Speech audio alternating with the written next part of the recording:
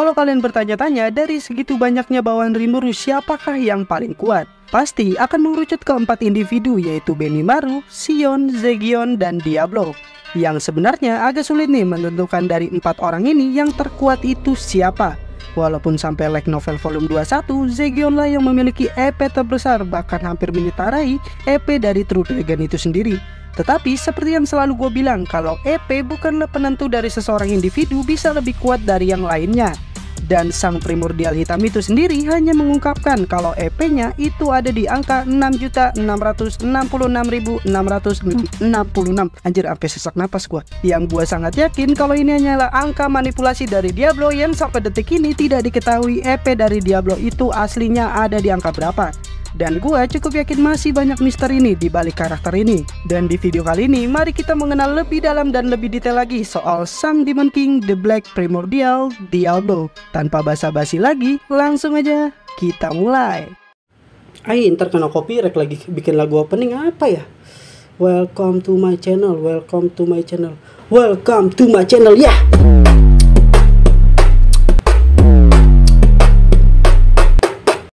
Sebelum kita bahas seberapa kuatnya Diablo, alangkah baiknya kalau kita kenalan dulu nih dengan karakter ini. Ya kira-kira sampai di light novel terbaru yaitu di volume 21. Diablo adalah iblis yang keberadaannya itu sudah ada semenjak awal penciptaan dunia. Seperti yang kita tahu, saat Feldanava menciptakan malaikat dari roh cahaya, iblis pun terlahir secara tidak sengaja di dunia bawah yang tercipta dari roh kegelapan. Ya kurang lebih itu ada 7 individual. Nah 7 iblis inilah yang dikenal sebagai 7 iblis primordial atau iblis leluhur. Dan jumlah iblis pun itu terus bertambah, namun tidak dengan cara berkembang biak, tetapi terlahir dengan cara spontan. Nah, tempat di mana iblis bersemayam yang dikenal dengan dunia bawah atau dunia iblis di sana itu tidak mengenal secara sosial, tetapi ditentukan dengan kekuatan setiap individunya. Jadi kalau iblis lemah ya akan diinjak-injak dan iblis yang kuatlah yang akan berkuasa. Semakin tua iblis juga bisa menentukan kapasitas magicalsnya pun semakin besar. Dan perlu diingat, iblis yang terpanggil ke dunia kardinal itu membutuhkan tubuh fisik. Jika tidak, dia tetap bisa berada di dunia kardinal namun dalam bentuk tubuh spiritual atau simpelnya seperti Obake. Dan jika tidak bisa mendapatkan tubuh fisik, iblis itu akan terpentar kembali ke dunia bawah atau dunia iblis karena ditolak oleh sistem dunia. Nah balik nih ke Diablo, karena saat itu Diablo belum memiliki nama dan 7 primordial itu dikenali dengan warna yang sangat melekat dengan iblis tersebut. Ya intinya sih untuk 7 primordial itu sudah gue sempat bahas di 2 video, yaitu ada 7 primordial iblis dan di video Black Number. Jadi silakan kalian tonton aja dan linknya gue taruh di kolom deskripsi, oke? Nah di dunia bawah itu dikuasai oleh satu iblis primordial terkuat, yaitu adalah primordial merah atau Roach yang selalu bersaing dengan si hitam atau Noir. Nah karena si merah tersummon ke dunia kardinal dan disusul oleh si hijau dan biru yang awalnya menantangnya dan sekarang menjadi bawahannya, mereka pun tidak ada lagi di dunia bawah dan menyisakan Noir yang otomatis menduduki puncak penguasa dunia bawah. Oh iya, sebelum terlalu jauh gue juga mau ingatin nih kalau 7 iblis leluhur itu memiliki bawahan atau pengikut yang akan dikenali dengan kata lineage atau garis keturunan. Jadi sebagai contoh, yaitu adalah Beretta yang memiliki lineage hitam. Saat Noir pertama kali disummon, dia itu diminta untuk membalaskan dendam seorang wanita untuk membunuh raja yang di suatu kerajaan itu dikuasai oleh Archdemon. Dan ini adalah momen pertama kali Noir debut di anime, yaitu di season 1 episode terakhir. Di situ Noir bertarung dengan Shizu Izawa yang dimana dia mampu memotong tangan Noir dan menjadi sangat tertarik dengan Shizu Izawa karena topeng yang sempat diserang oleh Noir itu. Yang dimana Noir menyadari kalau topeng itu sangatlah aneh dan tidak bisa dikenali oleh waktu. Saat Shizu Izawa terkena jebakan seekor Archdemon, Noir pun menolongnya dan membasmi iblis Archdemon itu dengan sangat mudah, yang dimana permintaan dari kontrak Noir pun selesai dan kembali ke dunia bawah. Dan saat di dunia bawah, Noir selalu memantau Shizu Izawa, dan saat Shizu Izawa menjelang ajal dan menyerahkan topengnya kepada Rimuru, Noir pun semakin tertarik dengan pemilik topeng selanjutnya, yaitu adalah Rimuru. Dan sangat ingin sekali segera terpanggil dan melihat langsung si Rimuru ini seperti apa. Singkat cerita, saat Rimuru membantai habis pasukan Falmouth, Rimuru yang memasuki proses evolusinya mensummon iblis dan terpanggillah Noir dan 2 bawahannya, yang dimana dia sangat senang melihat lahirnya Raja Iblis baru sekaligus melihat Rimuru, yaitu sosok yang selama ini dia awasi dari dunia bawah. Seperti yang kita tahu juga, Noir itu langsung diberikan tugas untuk mengawasi salah satu pasukan Falmouth yang pura-pura mati, yaitu adalah Razen, dan singkat cerita, Diablo pun berhasil meng-knockout si Razen dan membawanya ke Tempest. Dan di saat yang bersamaan, Rimuru yang saat itu dikendalikan Raphael yang sedang melakukan Resurrection yang seperti yang dikatakan Noir di episode tersebut, biasanya itu dia tidak akan mengganggu ritual seperti ini. Tapi Noir menyadari kalau Rimuru kekurangan Magicals dan menyerahkan dua bawahannya untuk dijadikan tumbal untuk membangkitkan bawahan-bawahan Rimuru tanpa mengorbankan lifespan dari si Rimuru itu sendiri. Dan saat melihat itu pula, Noir berkata kalau Rimuru sangatlah mengagumkan dan bertekad untuk menjadi bawahannya, bahkan harus menjadi bawahan dari Rimuru tersebut. Setelah Rimuru kembali sadar, setelah evolusi, Noir pun menyapa Rimuru yang dimana Rimuru tuh tidak mengingat siapa dirinya, yang membuat Noir itu sedikit terguncang mentalnya. Rangga pun mengatakan kalau dia adalah iblis yang Rimuru summon, dan Rimuru pun meminta maaf telah menahan lama si Noir dan mempersilahkan si Noir itu kembali ke kampung halamannya. Noir pun bukan hanya kaget gitu dibuatnya, karena bukan hanya dia disuruh pulang, bahkan dia tuh hampir menangis gitu gara-gara disuruh pulang oleh tuannya yang selama ini dia impikan. Dan Noir pun akhirnya mengatakan keinginan kuatnya, yaitu untuk melayani tuannya yaitu Rimuru, dan sangat ingin dijadikan bawahan dari Rimuru itu sendiri. Ya karena menurut Rimuru Noir terlihat iblis yang sangat kuat, Rimuru pun mempersilahkan aja gitu Noir menjadi bawahannya. Tetapi Rimuru tidak menjamin untuk menggaji si Noir ini, dan Noir pun tidak keberatan karena bukanlah uang yang diinginkannya.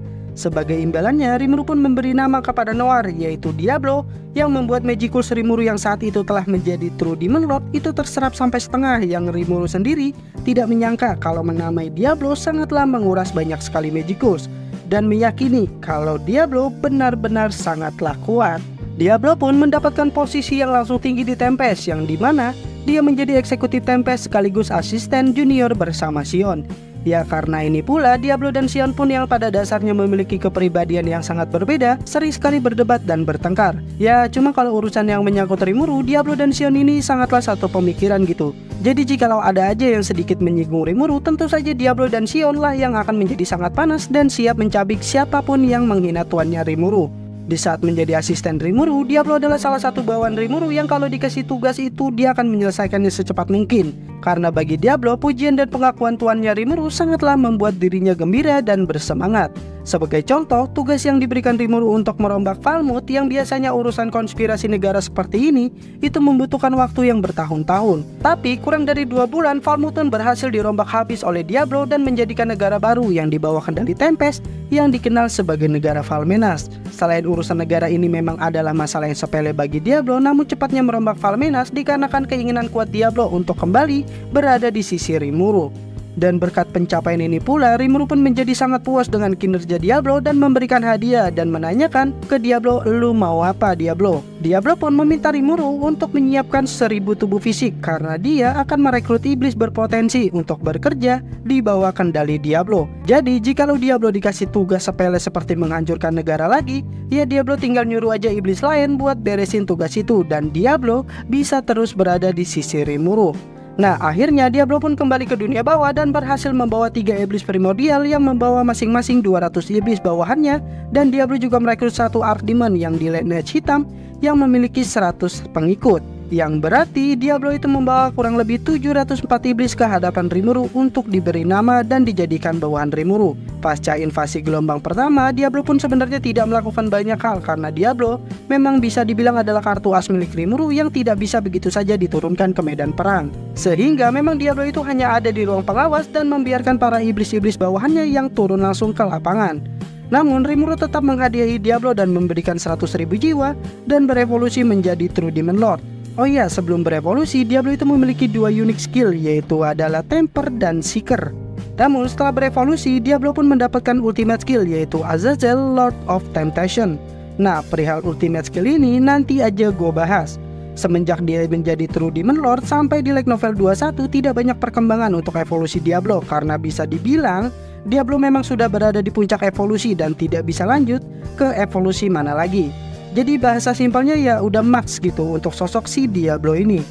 Dan membuat Diablo sudah bisa bersaing kembali dengan saingannya di dunia bawah, sang primordial merah, Guy Crimson. Dan karena ini pula Diablo pun seringkali mengajak Guy untuk bertarung dan membuat area sekitarnya itu menjadi lulu lanta akibat sparingan 2 karakter ini. Gi sendiri pun sebenarnya tuh udah berkali-kali menolak gitu ajakan sparring Diablo, karena Gi itu tahu banget gitu sifat Diablo. Semakin diladenin, si Diablo itu malah semakin girang. Makanya gitu kadang-kadang tuh kayak apaan sih, males-males gitu, ngapain lu darah, gak jelas lu gitu. Nah, gua rasa cukup nih buat pengenalan karakter gabut ini. Dan sekarang kita akan beralih ke satu pertanyaan. Seberapa kuat sih bang si Diablo ini? Sampai light novel 21, Diablo adalah karakter yang bisa dianggap sangatlah kuat karena kalau dalam kelas bencana, dia itu berada di tingkat S, yang dimana dia mampu menghancurkan satu negara seperti Dwargo dengan sangat mudah. Nah, sekarang kita bahas dari yang paling basic dulu, yaitu dari segi kekuatan fisiknya aja nih. Diablo itu mampu hand to hand dengan sosok sekelas pahlawan terpilih ataupun semua raja iblis yang ada di Octagram. Ingat, combat hand to hand ya, tanpa sihir. Ya, Diablo sanggup tuh adu pukul sama Gi, Dino, Dagrul, bahkan Rimuru. Tapi nggak mungkin sih ya kalau Rimuru si Diablo tuh berani pukul, kayaknya agak tidak mungkin gitu. Tapi ya intinya Diablo itu sanggup hand to hand dengan mereka. Tetapi bukan berarti dia bakal menang ya. Ini tuh cuma sebagai barometer kalau Diablo itu sanggup nggak sih menandingi mereka yang tadi gua sebut. Oke, sekarang dari segi sihir, Diablo itu mampu menggunakan Dark Magic atau sihir kegelapan, lalu ada Fire Magic, Barrier Magic, Nuclear Magic, Recovery Magic, atau sihir penyembuhan, dan Diablo juga mampu menggunakan Holy Magic, yang dimana itu sangat jarang iblis yang mampu menggunakan sihir suci. Di antaranya yaitu adalah Disintegration dan Multi Disintegration. Diablo juga mampu menggunakan sihir Necromancer yang dikenal sebagai Birthday tapi bukan Happy Birthday, melainkan ini adalah salah satu jenis sihir Necromancer yang memungkinkan pengguna untuk membuat ribuan Deadman dan menjadikan mereka boneka tempur atau dijadikan pasukan garda depan dalam perperangan. Nah, sihir ini bukanlah Diablo seorang pemiliknya, ada Cagalli. Ya lu tahu sendirilah, Cagalli itu adalah Deadman. Tentu saja dia bisa membuat Deadman yang benar-benar dead. Lalu siapa lagi bang yang bisa pakai Birthday ini? Ada si Jahil dan Gi Crimson. Selain sihir Necromancer, Diablo juga mampu menggunakan sihir Summoning Magic, lebih tepatnya itu Demon Summoning, yang berarti Diablo mampu mensummon iblis dari dunia bawah, dari Lizard Demon sampai Greater Demon. Nah, kalau Arch Demon gua kurang tahu dah Diablo itu bisa mensummonnya atau enggak. Ya gua rasa sih bisa-bisa aja lah ya. Diablo juga memiliki beberapa seni atau art, yaitu adalah Despair Time yang sempat ditampilkan di anime yang dimana para Luminaris itu dibuat remuk di dalam dimensi kecil yang dibuat Diablo. Lalu juga ada Imaginary Supplies. Kalau kalian ingat di video pembahasan Rimuru kemarin gue sempat membahas kalau Rimuru itu mampu menggunakan energi turn 0. Nah, energi ini itu bisa dibagikan ke bawahan Rimuru, dan Diablo adalah salah satu bawahan Rimuru yang bisa menggunakan kekuatan turn 0 ini yang diberikan oleh Rimuru melalui Imaginary Supplies ini. Dan ingat, satu energi ini sangatlah broken, bahkan mampu menghancurkan satu bumi. Namun karena Diablo tidak bisa menggunakan Imaginary Collapse, makanya penggunaan turn 0 ini itu lebih ke untuk pasokan Magicals Diablo, yang membuat Diablo itu tidak akan kehabiskan Magicals sama sekali. Oh ya, tadi kan gue bilang tuh kalau Rimuru bisa membagikan energi turn 0 ini ke beberapa bawahannya. Nah, itu siapa aja bang? Cuma ada 3 orang yang dikenal sebagai top 3, yaitu adalah Diablo, Zegion, dan Benimaru yang mampu menggunakan Imaginary Supplies ini. Nah, sekarang kita akan beralih ke resistensi. Diablo itu ada Abnormal Condition Nuplication, yang intinya Diablo mampu menahan serangan corrosion, racun, atau paralis. Lalu juga ada Holy Demonic Attack Resistant, yang intinya semua serangan suci ataupun serangan iblis mampu Diablo tahan dan tidak akan berefek apapun kepada Diablo. Lalu juga ada Natural Effect Nullification, yang intinya Diablo mampu menahan segala jenis serangan elemen, cuaca, dan yang lainnya. Lalu juga ada Physical dan Spiritual Attack Resistant, yang intinya Diablo kebal terhadap serangan fisik maupun spiritual. Jadi bisa dibilang Diablo sangatlah kuat dari menahan segala jenis serangan yang mengarah ke dirinya. Dan sekarang kita akan fokus ke Ultimate Skill yang dimiliki oleh Diablo. Diablo memiliki ultimate skill seri iblis yang dikenal sebagai Azazel Lord of Temptation, yang berarti Azazel si dewa penggoda. Ultimate skill ini itu berasal dari 2 unique skill Diablo, yaitu Temper dan Seeker yang berevolusi. Sampai detik ini jujur nih gue nggak tahu nih skill ini tuh udah pernah dipakai Diablo atau belum di light novelnya. Seingat gue sih belum pernah ya. Coba kalau kalian ada yang tahu, tulis di kolom komentar di volume berapa Diablo menggunakan ultimate skill Azazel ini. Nah, ultimate skill Azazel memiliki sub skill sebagai berikut. Yang pertama yaitu adalah Torque Acceleration. Hal ini memungkinkan pengguna untuk meningkatkan kecepatan proses berpikir mereka. Pengguna dapat menyesuaikan tingkat percepatan sesuai kebutuhan serta memperluas efeknya ke individu lain. Nah, kalau kalian penasaran, itu pernah ditunjukin dalam animenya seperti di season 2 saat Rimuru melawan Milim. Saat menghindari serangan Milim, Rimuru itu menggunakan Top Acceleration. Tapi ingat, ya jika memang sosok musuhnya lebih kuat dari Diablo, biasanya subskill ini tidak akan terlalu berpengaruh, namun hanya membantu Diablo untuk menghindari serangan-serangan yang mengarah ke dirinya. Lalu ada Universal Perception yang memungkinkan pengguna untuk mempersepsi hampir semua hal dalam radius luas. Ini adalah versi mana reception yang disempurnakan dengan kemampuan sensorik yang lebih unggul. Pengguna itu tidak hanya bisa merasakan cahaya dan suara yang diwarisi dari presesi mana, tetapi dia juga bisa merasakan niat membunuh, rasa panas, dan gelombang suara dalam jangkauan yang sangat luas. Simpelnya gini, ini tuh kayak tipe sensorik gitu. Jadi Diablo tuh bisa merasakan segala macam jenis hawa membunuh, hawa dari keberadaan lawannya, ataupun sejenisnya. Intinya Diablo itu bisa merasakan hal-hal seperti itu menggunakan Universal Perception. Lalu subskill berikutnya adalah Space Time Domination. Subskill milik Diablo ini sama persis dengan subskill yang ada di Void God Azathoth Rimuru, yang intinya hal ini memungkinkan pengguna untuk mengontrol penuh elemen ruang dan waktu, memungkinkan mereka untuk melakukan koneksi ruang dan waktu dan gerakan instan dengan sangat mudah. Lebih simpelnya sih, Diablo bisa lompat ke satu tempat ke tempat lain dan mengabaikan ruang dan waktu, yang berarti benar-benar perpindahan dalam sekejap mata. Subskill berikutnya adalah All of Creation. Hal ini memungkinkan pengguna untuk memahami hal apapun selama mereka memiliki pemahaman dasar tentangnya dan dapat dipahami oleh pengguna. Nah, subskill ini adalah pemberian shield yang diberikan hampir ke seluruh bawahan Rimuru. Ya simpelnya sih, ini di saat shield giveaway suatu skill kepada bawahan-bawahan Rimuru, para bawahan Rimuru tuh langsung dapat mudah memahami konsep dasar dari skillnya dan bisa memanfaatkan skill-skill tersebut dengan sangat baik.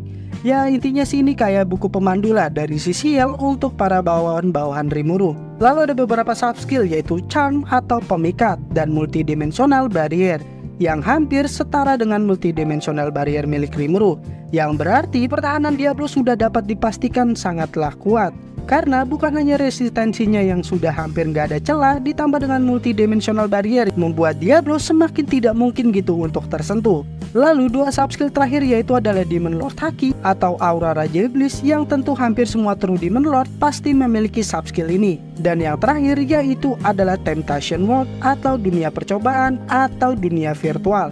Ini gue sebutin di wikinya dulu ya, yang merupakan penggunaan untuk secara langsung mempengaruhi kesadaran target, mempengaruhi jiwa atau pikiran mereka, dan ini itu dikembangkan oleh Diablo lebih lanjut, menjadikan dunia virtual menjadi kenyataan atau pertukaran realistis, memungkinkan pengguna untuk mengganti virtual dan realitas dan menjadikan ilusi di dalam dunia virtual menjadi kenyataan di dunia material. Buset bang, ngeram otak gue cuma 2 KB bang, yang simpel aja bang. Ya intinya sih Diablo mampu memasukkan musuhnya ke dalam dunia virtual dan merubah realitas di dalam dunia tersebut. Misalnya gini, Diablo pengen menemukan kepala musuhnya di dalam dunia virtual itu. Nah di dunia virtual itu dia itu palanya benar-benar remuk. Di dunia asli juga palanya ikut remuk. Paham gak? Ya intinya sih ini mirip kayak skill yang dipakai Diablo saat buat lawan Seven Luminaries, cuman ini dibuat lebih broken aja. Nah itu dia semua subskill yang dimiliki oleh ultimate skill Azazel Lord of Temptation. Diablo juga yang pada dasarnya seorang iblis memiliki beberapa musuh alami seperti yang dikatakan Razen kalau iblis itu lemah terhadap roh. Namun yang perlu diingat di sini adalah Diablo adalah sosok iblis leluhur yang levelnya tidak bisa disamakan dengan sembarangan roh. Jadi jika ada seseorang yang mensummon roh pun itu harus dipastikan rohnya itu setara dengan Diablo itu sendiri. Diablo juga memiliki musuh alami yaitu ras Insektar atau ras serangga. Nah karena salah satu bawahan Rimuru adalah ras Insektar yaitu si Zegion, sekarang kita compare siapa yang lebih kuat antara Zegion dan si Diablo. Nah di light novel itu nanti ada semacam perlombaan di dalam labirin yang dimana itu diikuti oleh si Frey, Carrion, Benimaru, Zegion, Diablo, Carrera, Testarossa, Ultima, dan Sion. Intinya di perlombaan itu Diablo yang melawan Zegion itu tidak bisa melanjutkan pertempuran karena dengan alasan di tubuh Zegion itu terdapat sel Rimuru yang tentu saja Diablo itu tidak bisa mungkin menyerangnya, karena menurut Diablo sama saja seperti menyerang si Rimuru. Namun Diablo juga tidak sembarang mengalah, tetapi dia juga mengatakan kalau si Zegion adalah yang terkuat dan layak dengan posisinya sebagai bos lantai 80 labirin saat ini. Namun menurut Rimuru, meskipun bagi Diablo Zegion lah yang terkuat, Rimuru tetap menganggap kalau Diablo lah yang terkuat. Nah makanya sampai detik ini tuh masih menjadi perbandingan di antara para fans tentang siapakah bawahan Rimuru yang paling kuat. Nah kalau lu tanya, menurut gue pribadi siapa bang yang paling kuat? Menurut gue sih Diablo. Alasannya itu cukup simpel. Untuk saat ini dari segi kekuatan dan kapasitas Magicals, tentu Zegion lah sudah jauh melampaui Diablo. Ingat, kapasitas mana pribadi ya, bukan campur tangan dari Rimuru. Namun kalau dihadapkan nih Zegion dan Diablo dan di pertarungan yang benar-benar serius, gue cukup yakin Diablo akan mendominasi pertarungan ini. Karena kalau kalian sadar, sampai di detik ini di light novel Diablo belum pernah bertarung dengan menggunakan mode seriusnya, yang menandakan Diablo memang tipikal bertarung dengan kepala dingin namun dibumbui dengan kalimat-kalimat sarkas yang membuat musuhnya kehilangan kesabarannya. Dan dominasi yang dilakukan Diablo bisa sangat mungkin terhadap Zegion yang didasarkan karena pengalaman Diablo sangatlah luas, sehingga Zegion yang baru akhir-akhir ini berkembang pesat tidak bisa begitu saja menundukkan si Diablo. Dan gue selalu bilang kalau EP itu bukanlah penentu seseorang itu lebih kuat dari yang lainnya, melainkan pengalaman adalah faktor paling berpengaruh untuk menentukan seseorang itu jauh lebih kuat dari yang lainnya. Seperti yang gue bilang sebelumnya, Diablo adalah tipikal iblis yang bertarung dengan cara yang sangat unik, yaitu dia akan banyak bicara dan memancing emosi dari musuhnya dan menerima serangan-serangan yang mengarah ke tubuhnya dan menahannya. Bahkan kalau perlu Diablo akan mengabaikan serangan tersebut yang tentu saja itu akan membuat musuhnya itu akan menyadari kalau Diablo lah yang jauh lebih kuat dibanding dirinya. Jikalau sudah seperti ini, Diablo biasanya akan makin banyak bicara dan mengucilkan musuhnya sampai psikisnya itu kena dan menggila sendiri. Ya, jadi Diablo itu apa ya? Musuh yang bacot namun juga memang jenius. Oh ya, Diablo memiliki senjata yang sangat unik, yaitu sepasang cakar yang bernama Shokyojin. Nah di anime sekarang senjata itu ada di kelas legendaris, dan sekarang Shokyojin itu telah berada di tingkat God atau kelas mitos. Oh ya, Shokyojin adalah benar-benar senjata yang berbahaya, karena jika terkena tebasan cakar ini, itu yang terpotong bukan hanya tubuh fisiknya, melainkan juga levelnya juga ikut terpotong. Jadi jika terbunuh dengan Shokyojin, tentu saja musuhnya terbunuh juga dengan levelnya, dan keberadaannya dapat dipastikan benar-benar musnah. Nah seperti di video sebelumnya, kalau membahas semua makhluk dan item dan senjata, pasti itu memiliki value point atau eksistensi point yang disingkat sebagai EP. Nah berapa sih bang EP yang dimiliki si Diablo sebenarnya? Saat ditanya Rimuru, Diablo menampilkan data yang dianalisis itu sebesar 6.666.666. Ini sangat menampilkan angka iblis yang dikenal dengan angka triple 6-nya. Tapi Rimuru sendiri cukup yakin kalau EP Diablo ini adalah angka yang dimanipulasi oleh Diablo. Tetapi Rimuru juga nggak yakin EP sebenarnya Diablo itu lebih tinggi dari 6 juta itu atau lebih rendah dari 6 juta tersebut. Nah kalau berkaca pada Gi yang EP-nya itu ada di angka 20 jutaan, gue juga cukup yakin kalau EP Diablo itu ada di angka 10 juta bahkan hampir 20 juta. Nah kalau ini itu bisa dibilang adalah teori gue pribadi yang kayak gini. EP Diablo itu menurut gue ada di angka belasan juta. Namun karena di angka belasan itu tidak ada angka depannya 6, melainkan akan menjadi 16. Kalau semisal EP Diablo ada di angka 50 juta sampai 70 jutaan, gue cukup sangat amat yakin kalau EP yang akan ditampilkan Diablo yaitu adalah 66 juta. Namun karena itu belasan, jadi Diablo tuh nggak enak gitu kalau cuma nampilin 16 juta 66666. Ya ini sih cuma teori gue pribadi ya.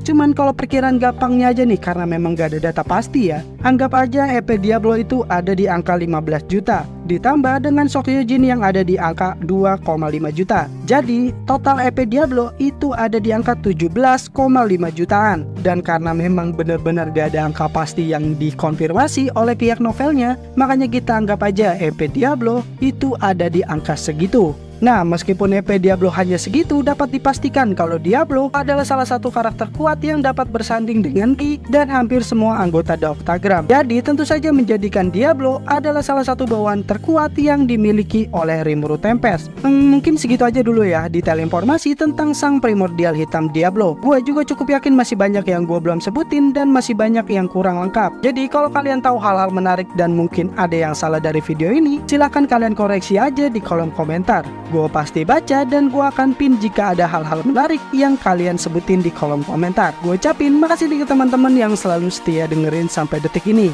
Gua undur diri. Peace out and bye-bye guys.